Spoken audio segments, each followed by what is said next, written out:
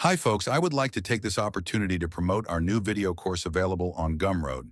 The course is 200 minutes of quality professional content. We start with drawing the spline network in Plasticity 3D. We then export the patches into Blender. Next, convert the rough patches to splines to use as guides. The next stage, we build the organic controller shape using Sub-D workflow. We then import the Sub-D mesh into Plasticity to add details using Boolean operations. We take advantage of the powerful bevel system in Plasticity to create smooth transitions. You will also learn many other tools in Plasticity, such as Project Curve and Imprint.